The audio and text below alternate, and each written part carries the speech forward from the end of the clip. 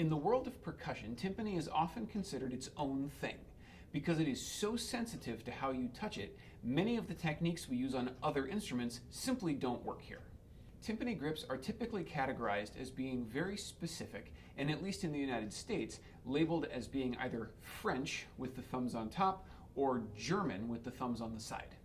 Since everybody's hand is different, however, there's not really a single way that you're going to do it. What we actually need is a sequence of events we can go through to calibrate your hands to their optimal position. Ultimately, the ear has the final say on what's working on the timpani. It's all about the tone on this instrument. So any technical or mechanical work that we're doing here is really just setting up the hands to be calibrated and completed by the ear later. Start with your stick on the last joint of your first finger and set the thumb on top like this. You can actually roll the stick side to side on the first finger just like this, and somewhere in here is where you're going to end up at the end of your grip. Get that in the other hand also, that thumb on top and the ability to roll it just a little bit like this. Now imagine that you've got little smiley faces on your thumbnails. You can take those and rotate your whole forearm so they're looking at the ceiling and then they're looking at each other. You can kind of go back and forth like that. Somewhere in there is going to be your best position. And again, this roll and this arm position is going to possibly change based on what you're playing in your music. Now it's time to get used to the rebounding feel in the fingers. So we're going to take this whole unit, we're going to flip it back over your shoulders. So you can see the stick is resting on my fingers and my thumb is underneath.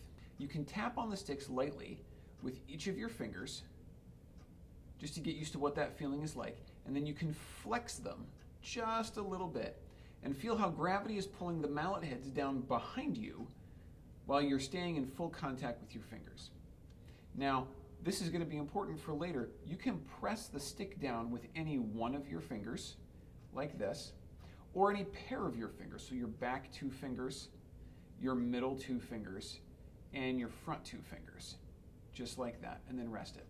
The last thing you want to do is you're going to leave the fingers in their stationary position where you're going to move just the wrist up and down like this. And actually, if you give it a little kick, you can bounce the base of the mallet into your palm and then let it slowly fall back down. So this is only with the wrist, no finger motion at all. With the feeling in the fingers identified, we can now go on to the first stroke. Now technically, every stroke on a timpani is a full stroke based on what we talked about with the 4 basic stroke types for snare drumming. However, the timpani is so much more sensitive to how you touch it than other instruments that we end up with this kind of tic-tac-toe grid of 9 different full strokes based on the speed of the stroke and the weightedness in the hand, the effective length of the stick as we emphasize our front, our middle, or our back fingers. We're not going to cover most of that because you won't need to know it. We're going to start simple with a centered feeling in our grip, and we're going to use the lowest stroke speed there is, gravity. Our playing area is about 3 to 4 inches in from the rim of the drum.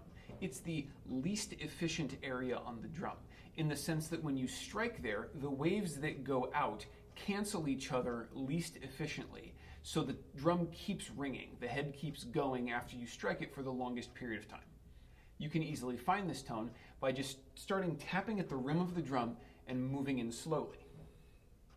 You'll first hear sort of an airy tone.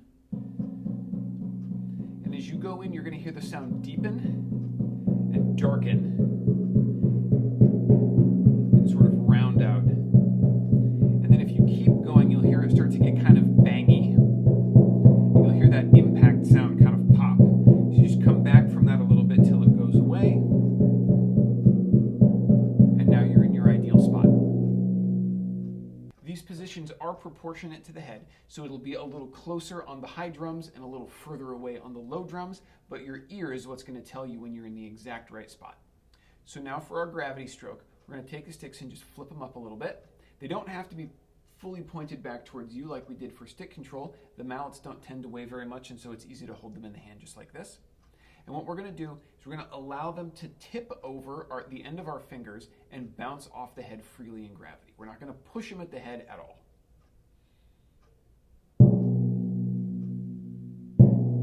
And after they touch, I'm just going to return them back to their starting point so that I can drop them again.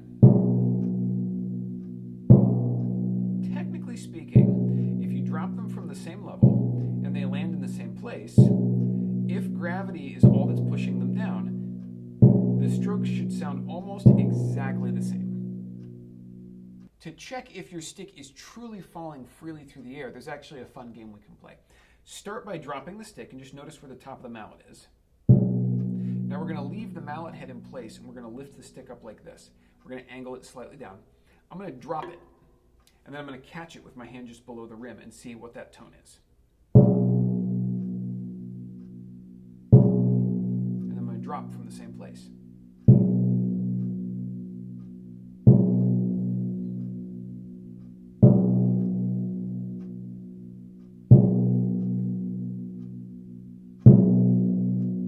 Pretty good. Do this a few times with each stick, alternate, just kind of play with it a little bit and see how closely can you match that dropping tone to the falling tone as it tips over your fingers.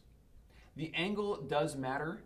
We tip the stick like this so it falls, and when you're standing here and playing, you should notice that approximately that angle down is also what you're getting to the head. That will make a difference in your tone. Once you've figured this out, you now have the slowest, truest legato sound, the most smooth and connected, relaxed tone that you can possibly have on the instrument.